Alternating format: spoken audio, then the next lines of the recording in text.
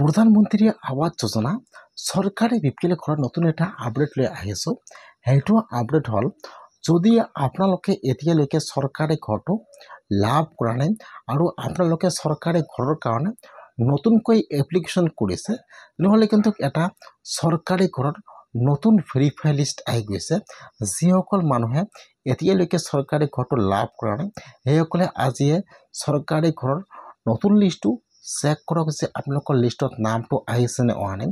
বহুত মানুহে কিন্তু এতিয়ালৈকে চৰকাৰী ঘৰটো লাভ কৰা নাই, চৰকাৰী ঘৰৰ কাৰণে এপ্লিকেশ্যন কৰিছিল। এতিয়া যিসকলে এতিয়ালৈকে চৰকাৰী ঘৰটো লাভ কৰা নাই, সেইসকলে আজিয়ে চৰকাৰী ঘৰৰ নতুন লিষ্টটো চেক কৰক যে আপোনালোকৰ লিষ্টত নামটো আহিছে নে অহা নাই। যদি আপোনালোকৰ নামটো লিষ্টত থাকে, তেনেহ'লে কিন্তু আপোনালোকে এইবাৰ চৰকাৰী ঘৰটো লাভ কৰিব বা আপোনালোকৰ একাউণ্টত এইবাৰ ভিতৰত চৰকাৰী ঘৰৰ পইচা সোমাই যাব। যিসকলে এতিয়ালৈকে চৰকাৰী ঘৰটো লাভ কৰা নাই, সেইসকলে আজিয়ে চৰকাৰী ঘৰৰ লিষ্টটো চাই লওক যে আপোনাৰ নামটো লিষ্টত আহিছে নে অহা নাই। কেনেকৈ আপোনালোকে চৰকাৰী ঘৰৰ লিষ্টটো চেক কৰিব, স্ক্ৰীণত যাই দেখুৱাই দি আছোঁ। এতিয়া আপোনালোকে ফাৰ্ষ্ট এইটো অপশ্যনত আহি যাব pmayc.nic.in। মই কিন্তু আপোনাৰ সুবিধাৰ কাৰণে অপশ্যনৰ লিংকটো মোৰ ডিছক্ৰিপশ্যনত দি দিছোঁ। আপোনালোকে ডাইৰেক্ট ক্লিক কৰি ফাৰ্ষ্ট এইটো অপশ্যনত আহি যাব। হোৱাৰ পিছত ইয়াত চাব 2 নম্বৰত দি আছে আৱাসত। এতিয়া আপোনালোকে ফাৰ্ষ্ট আৱাসৰ ওপৰত ক্লিক কৰিব। তাৰপিছত ইয়াত ইউটিউব পেজ অ'পেন হৈ যাব এনেকুৱাকৈ।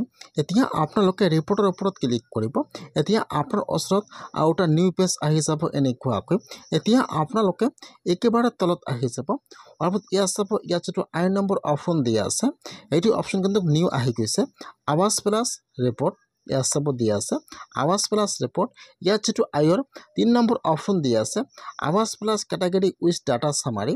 এতিয়া আপোনালোকে সেইটো অপশ্যনৰ ওপৰত ক্লিক কৰিব। এতিয়া আপোনাৰ ওচৰত আৰু এটা নিউ পেজ এতিয়া আহি যাব এনেকুৱাকৈ। ইয়াত চাব দিয়া আছে অল ষ্টেট, চিলেক্টত ক্লিক কৰিব। আপোনালোকে ফাৰ্ষ্ট ইয়াত আপোনাৰ ষ্টেট নাম আছাম চিলেক্ট কৰি লৈ ল'ব। তাৰপিছত ইয়াত আহি যাব আপোনাৰ ডিষ্ট্ৰিক্টৰ নাম। এতিয়া আপোনালোকে ইয়াত আপোনাৰ ডিষ্ট্ৰিক্টৰ নামটো চিলেক্ট কৰি লৈ ল'ব। তাৰপিছত ইয়াত আহি যাব আপোনাৰ ব্লকৰ নাম। এতিয়া আপোনালোকে ইয়াত আপোনাৰ ব্লকৰ নামটো চিলেক্ট কৰি লৈ ল'ব। তাৰপিছত আহি যাব আপোনাৰ পঞ্চায়তৰ নাম। এতিয়া আপোনালোকে ইয়াত আপোনাৰ পঞ্চায়ত নামটো চিলেক্ট কৰি লৈ ল'ব।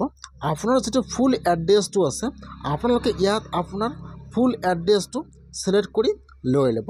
তাৰপিছত আপোনালোকে ইয়াত চাবমিটৰ ওপৰত ক্লিক কৰিব। ইয়াত আপোনালোকে আপোনাৰ ফাৰ্ষ্ট ফুল এড্ৰেছটো চিলেক্ট কৰিলে এতিয়া আপোনালোকে চাবমিটৰ ওপৰত ক্লিক কৰিব। যেতিয়া আপোনালোকে চাবমিটত ক্লিক কৰিব, এতিয়া কিন্তু আপোনাৰ ওচৰত লিষ্টটো আহি যাব এনেকুৱাকৈ। যদি আপোনালোকৰ এইটো লিষ্টত নাম থাকে, তেনেহ'লে কিন্তু আপোনালোকৰ একাউণ্টত ঘৰৰ পইচা সোমাই গৈছে। যিসকলে এতিয়ালৈকে চৰকাৰী ঘৰটো লাভ কৰা নাই আৰু চৰকাৰী ঘৰৰ বাবে এপ্লিকেশ্যন কৰিছিল, সেইসকলে আজিয়ে চৰকাৰী ঘৰৰ লিষ্টটো চেক কৰক যে আপোনালোকৰ লিষ্টত নামটো আহিছে নে অহা নাই।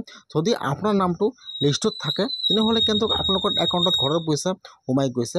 আৰু যদি আপোনালোকৰ নামটো লিষ্টত নাথাকে, তেনেহ'লে এতিয়া আপোনালোকে চৰকাৰী ঘৰৰ কাৰণে এপ্লিকেশ্যন কৰিব লাগিব। কেনেকৈ আপোনালোকে চৰকাৰী ঘৰৰ কাৰণে এপ্লিকেশ্যন কৰিব, মই আপোনালোকক সেইটো নেক্সট ভিডিঅ'ত দেখুৱাই দিম। লিষ্টটো চেক কৰক এনেকুৱাকৈ।